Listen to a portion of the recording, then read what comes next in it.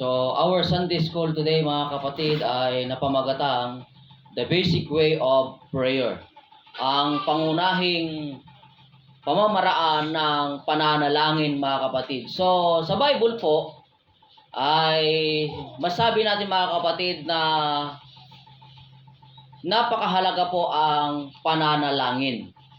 Gaya po ng napag-aralan natin nung nakaraan, mga kapatid, ang pananalangin po ay ito po yung tinatawag natin na pakikipag-communicate sa Panginoon. At ito po yung tinatawag natin na nakikipagrelasyon po tayo sa Diyos.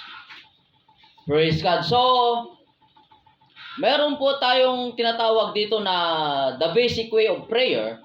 At ito po yung tinatawag nila na ACTS. ACTS. So, ngayon mga kapatid, pag-aaralan natin kung paano po ba ang tamang pamamaraan sa tinatawag na ACTS. So, sa ACTS, mga kapatid, pamamaraan ng pananalangin. So, una rito mga kapatid, yung tinatawag po natin na letter A, ito po yung adoration. At ang pangalawa mga kapatid, ito po yung confession. At thanksgiving. At panghuli mga kapatid, ito po yung tinatawag na supplication. So, yan po mga kapatid. At alam ko na meron na po tayong idea patungkol dito sa adoration, confession, thanksgiving, at supplication. Ngayon mga kapatid, pag-aaralan natin yung pumapaloob sa bawat letra na yan na pwede nating gamitin sa pananalangin mga kapatid. Dahil nga, sinasabi doon sa Book of Matthew mga kapatid, chapter 6, kung di ako nagkakamali, o chapter 9 ba yun, basta na sa mga chapter 9 mga kapatid, na sinasabi doon, ay wag na po natin gawin yung nakaugaliang gawa ng mga hentil na pananalangin mga kapatid na tinatawag doon na paulit-ulit na nagiging walang kabuluhan mga kapatid. So, ngayon, para hindi naman po tayo matakot manalangin, meron po tayong tinatawag na base o pattern na gagamitin. Ito po yung tinatawag na basic way ng pananalangin. Ito yung adoration, confession, thanksgiving, at supplication. Para naman po meron tayong magiging guidelines mga kapatid. Para kung ano yung unahin, ano yung susunod, at ano pa yung mga sumusunod mga kapatid sa pamamaraan ng pananalangin. So, adoration. Sabi rito, adoration refers to a deep and intense admiration or reverence for someone or something. It is a strong feeling of love. So, sabi rito, it is a strong feeling of love.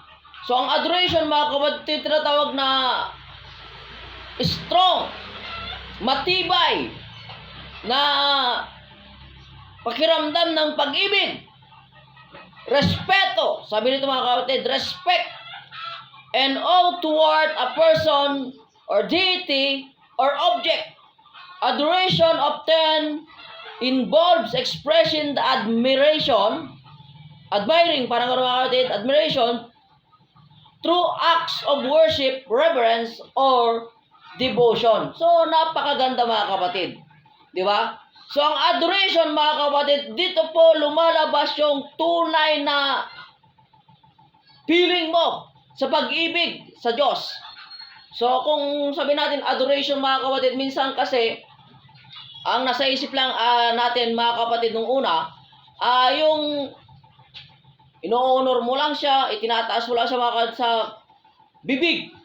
Pero meron pa pala itong mas malalim mga kapatid na kahulugan. Na hindi lang yung sabi-sabi mga kapatid na dakila ka Panginoon, itinataas kita Panginoon, ikaw ang nag-iisang Diyos. Hindi lang po na binibigkas yun, kundi talagang dapat ay nasa puso. Ang sinasabi naman, yung talagang tunay. Kasi ang Diyos mga kapatid, alam niya yung kalooban ng puso natin eh. Di ba? Alam niya yung nararamdaman natin. Kaya kung ikaw ay nananalangin mga kapatid, it refers to the adoration, we need to feel the presence of God. Kinakailangan maramdaman mo talaga yung presensya ng Diyos. Kasi kung hindi mo nararamdaman, mga kapatid, sa iyong pananalangin, sa iyong pag-uumpisa ng panalangin, hindi mo nararamdaman yung presensya ng Diyos, parang ang labas mo, mga kapatid, pakunwari lang yung adoration mo. Yung pag-adore mo sa Panginoon. Yung pagtataas mo sa Panginoon, parang nagiging ordinary na lang. Ang kailangan, mga kapatid, it takes came sa sinasabi na adoration, mga kapatid, kinakailangan talaga na taos puso. Kasi mayroong mga nalalangin basta dire-diretso na lang. Kaya pansin nyo, mga kapatid, minsan pag nananalangin po ako, mga kapatid, talagang gusto kong maramdaman muna yung presensya ng Diyos. In other words, mga kapatid, para bagang tatawag ka, nagri-ring pa lang, salita ka na ng salita. Hindi pa pala sinasagot yung tawag mo, salita ka na ng salita. Anong malalaman niya ngayon doon sa pinagsasabi mo? So parang ganun siya, mga in-example ko lang, parang ganun, mga kapatid, na kinakailangan, ramdam mo muna yung presensya ng Panginoon. Dito sa adoration pala, mga, dapat ramdam mo na sinagot na ng Panginoon yung tawag mo. Ramdam mo na yung presensya na nandyan siya. Kasi mahirap na salita ka ng salita, wala palang nakikinig sa'yo. So, kinakailangan makuha mo muna yung atensyon. So, ito yung ibig sabihin, ito yung pinaka-meaning, mga kapatid, ng adoration. Na kinakailangan po ay maramdaman mo talaga yung presensya ng Panginoon. Di ba sa mga kapatid, nararamdaman natin, parang tumataas ang balahibo, parang may yumayakap sa atin. Minsan, mga kapatid, di na natin napipigilan yung pagluha. Yan po yung tinatawag natin na pinapansin ka na ng Panginoon. Pinapahiwatig na nandyan siya sa tabi mo. Yan na yung, mga kapatid, adoration. At sabi dito, it involves a deep sense of respect, love, and worship.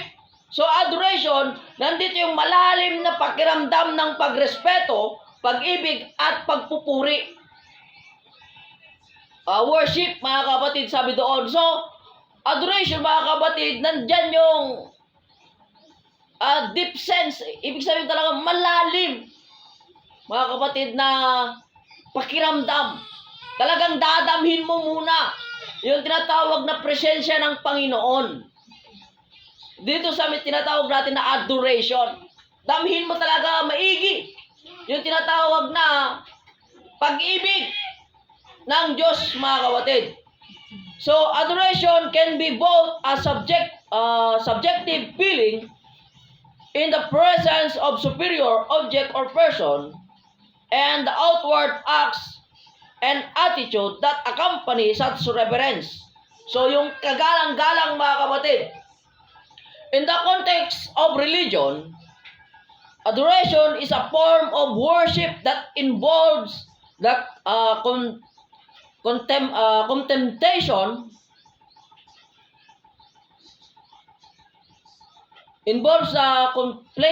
of the divine perfection and prerogative, the acknowledgement of them through words of praise, and the physical expression of reverence and worship. It is the expression of the soul's mystical relationship of the presence of God or a higher power. So, sabi dito, mga kapatid, kinakailangan na meron talagang physical expression. So, comes na ikaw ay ina-adore mo ang Panginoon, dapat makita rin talaga sa iyo. Diba? Nandun yung pagluhod, nandun yung pagpikit, nandun, mga kapatid, yung tinatawag natin na pagpapakumbaba, nandun, mga kapatid, yung tinatawag natin na pagtaas ng kamay. So, yan po, mga kapatid, yung tinatawag na expression na talagang nakikitang nananalangin ka. Nandun yung expression, mga kapatid, ng pagluha. Ramdam mo yung presensya ng Panginoon. Nandun yung expression ng galak. Ramdam mo yung expression ng tuwa. Hello? So, yan po mga kapatid yung tinatawag na adoration. Kuha niyo po mga kapatid. So, pag mananalangin po tayo mga kapatid, lalo-lalo sa ating devotion time, lalong-lalo na mga kapatid sa ating tinatawag na oras ng pananalangin mga kapatid, dapat damin talaga natin yung presensya ng Panginoon. Na nandoon mga kapatid yung tinatawag na adoration. So, adoration mga kapatid, pag naramdaman mo na yung tinatawag na presensya ng Panginoon at ramdam mo talaga na nandyan sa sayong tabi mga kapatid, dito na po papasok mga kapatid yung tinatawag natin na confession. So, even though mga kapatid, hindi tayo karapat-dapat sa harapan ng Panginoon dahil makasalanan po tayo, pero ang Diyos mismo nagsabi kasi na tayo ay lumapit sa Kanya. Di ba? Sabi nga doon sa Acts, sa Isaiah chapter 1, mga kapatid, verse 18, kung di ako nagkakamali mga kapatid, sabi doon na, come unto me and let us reason together. Diba? Magkipagreason ka sa akin. In other words, ito po yung tinatawag na confession. No?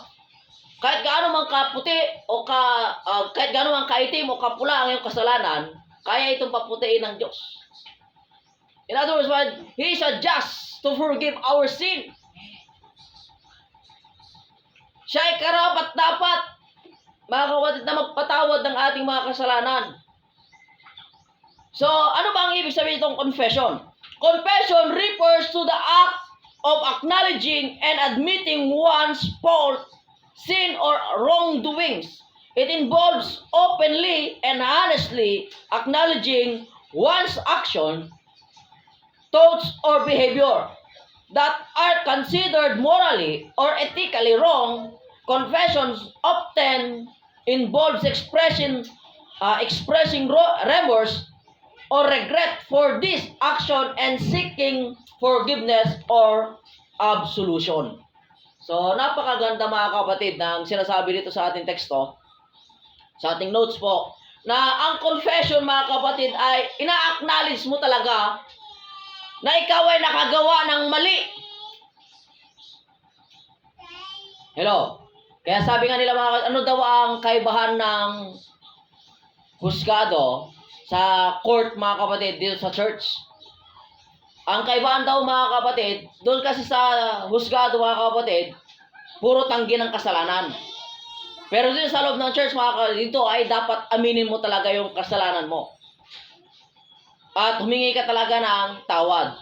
When it came mga kapatid na ikaw ay hihingi ng tawad, patatawarin ka. Pero pag hindi ka hihingi ng tawad, paano ka patatawarin, di ba? So yan po mga kapatid yung tinatawag dito o sinasabi rito mga kapatid about sa confession. Na ina-acknowledge mo talaga na ikaw ay nakagawa ng mali.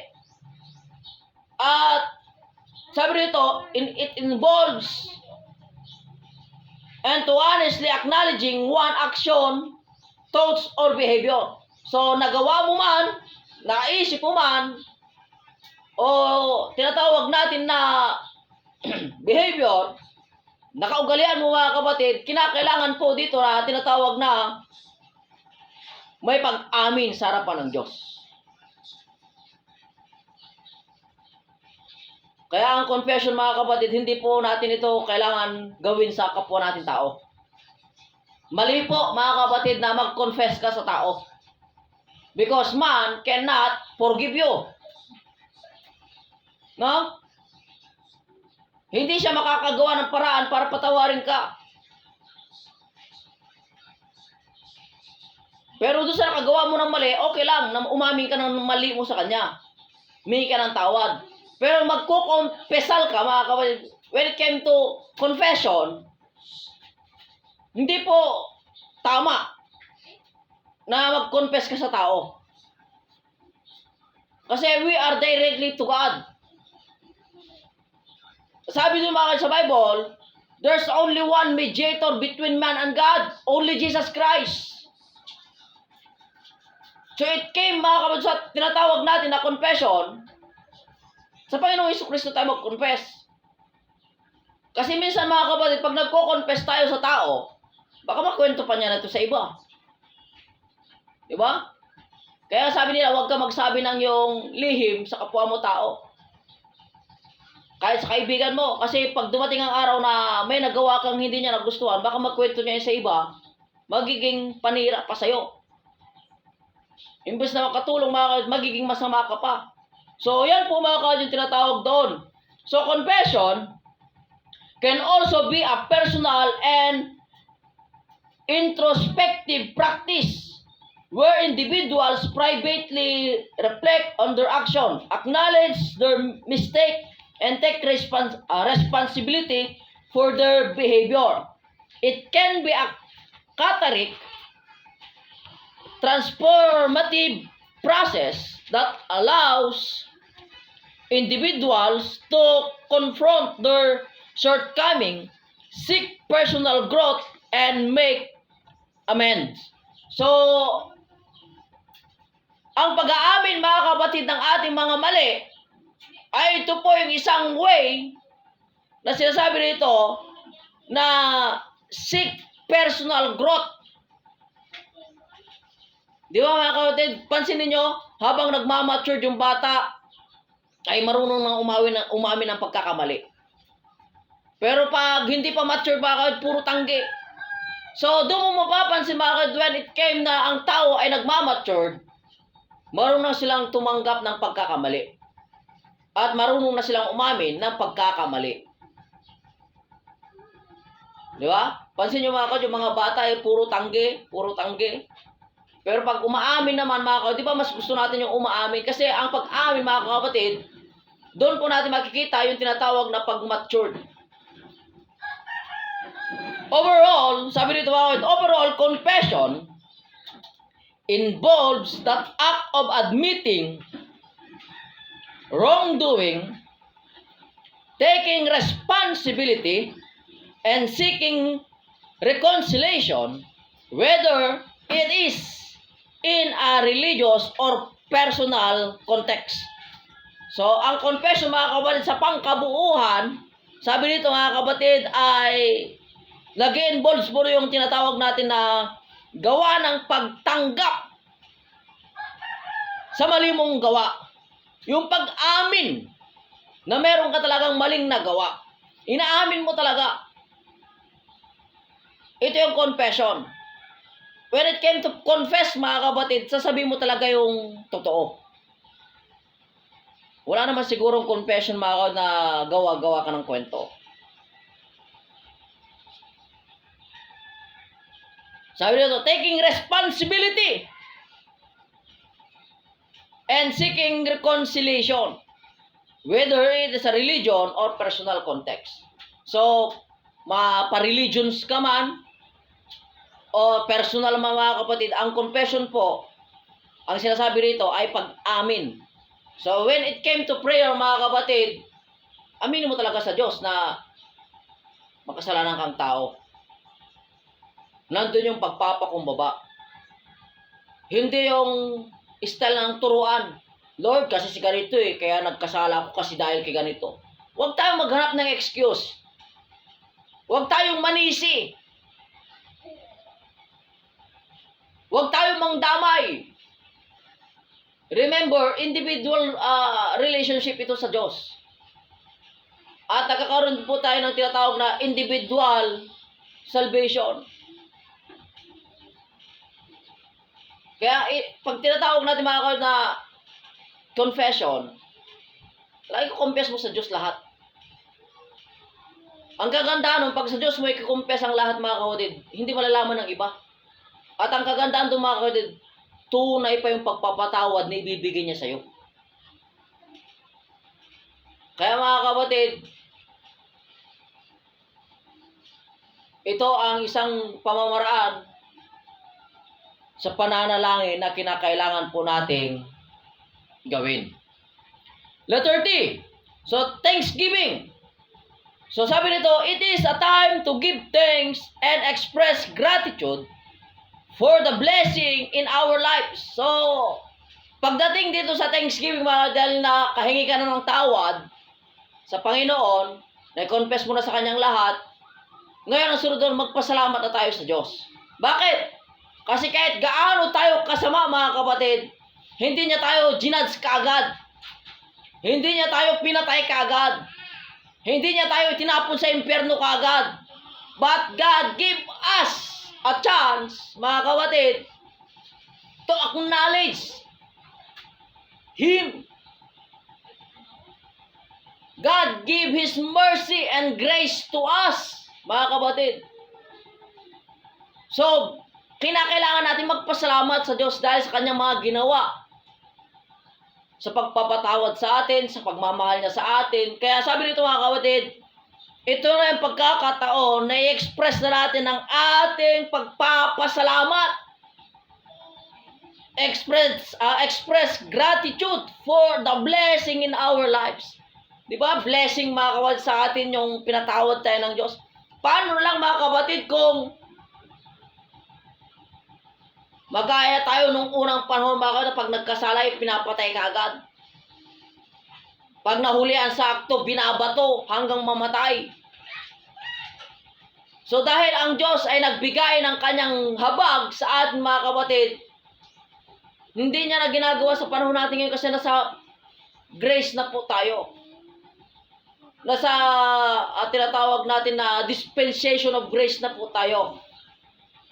Nandito na tayo sa panahon ng grasya ng Diyos. Kaya, huwag naman natin, mga kapatid, sayangin yung pagkakataon na lumapit sa Diyos at magpasalamat. Ito na yung pagkakataon natin, mga kapatid, magpasalamat doon sa tinatawag natin na pagbibigay niya sa atin ng karagdagang chance.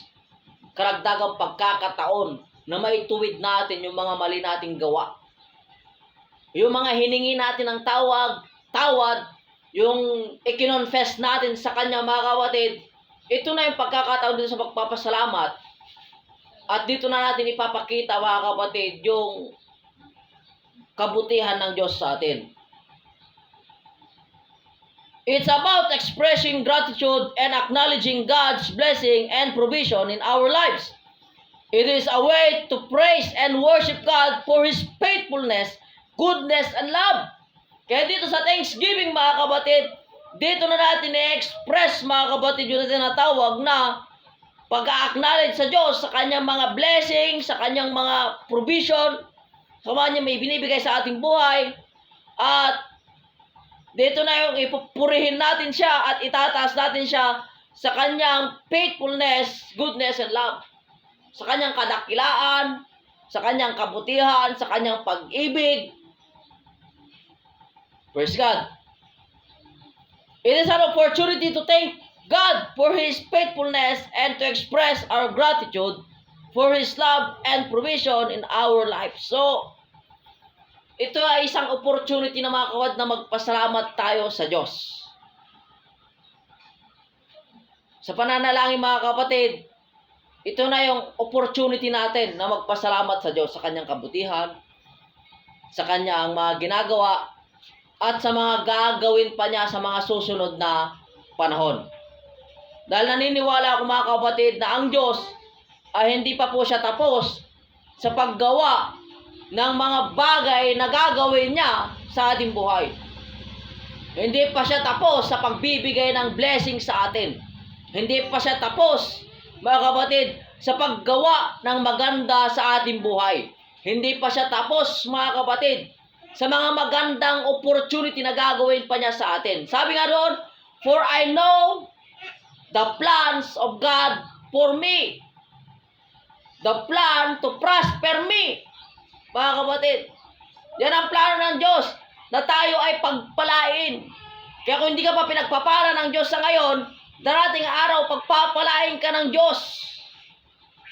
Dahil nga sinasabi doon, hindi pa siya tapos. Palakpakan natin ang Diyos, mga kapatid.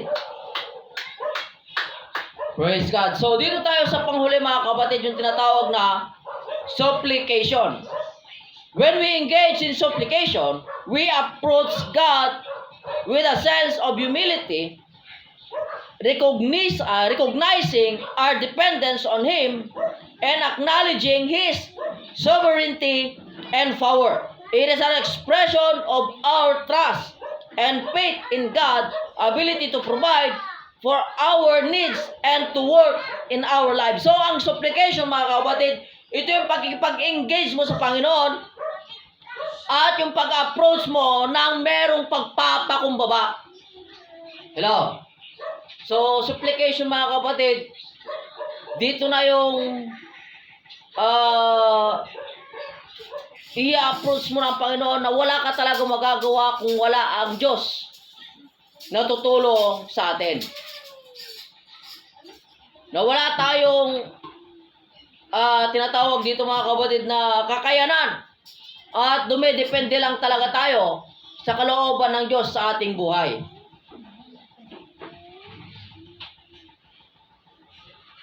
At sabi dito, mga kapatid, expression of our trust and faith in God's ability to provide for our needs and to work in our lives. In supplication, we bring our concern, worries, and desire before God, laying them at His feet and seeking His intervention. It can involve asking for forgiveness, healing, provision, guidance, strength, or any other specific need we may have. So dito sa supplication, mga kapatid, tinatawag dito na natin ibubuhos ang lahat. Dito, mga kapatid, bibigkasin na natin ang lahat. Dito, mga kapatid, may pagpapakumbaba, may pagtanggap, at yung tinatawag na dadamhin mo talaga ang presensya ng Panginoon. Supplication, at sabi dito, mga kapatid, na it can involve asking for forgiveness. So, sa supplication, mga kapatid, nandito na yung tinatawag natin na paghingi ng tawad, paghingi ng pagpapagaling, provision, yung guidance, kalakasan, at kung ano pa yung mga kinakailangan natin. Sinabi nito, or any specific needs we may have. At dapat, mga kapatid, in specific talaga yung paghingi natin. So, sa supplication, mga kapatid, dapat mga in specific way na. Naalala ko tuloy, mga kapatid, yung sinasabi nilang may nanalangin, sabi, Lord, bigyan mo ako ng sasakyan, Panginoon.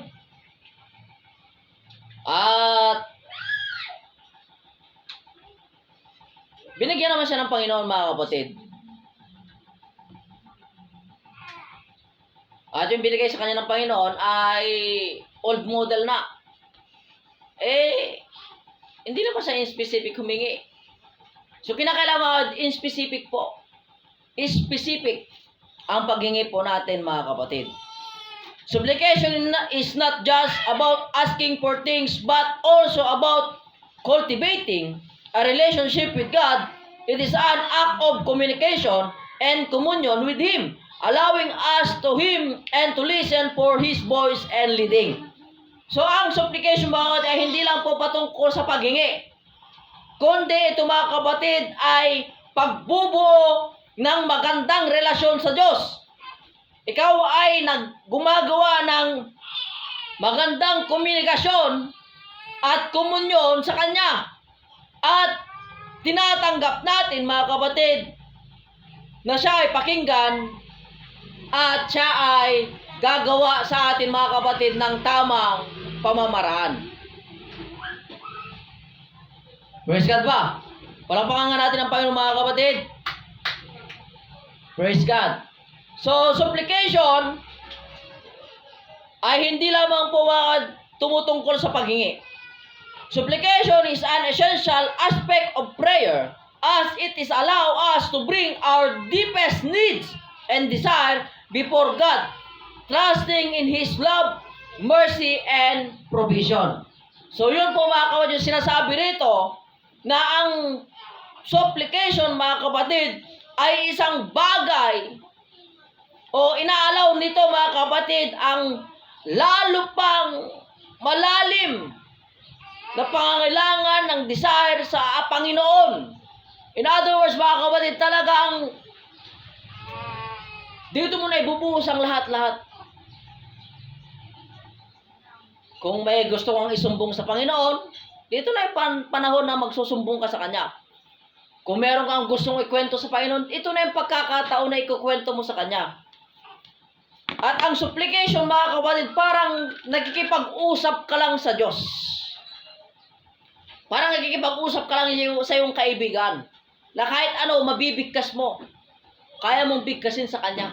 At nandun naman yung Kanyang response at guide, mga kapatid.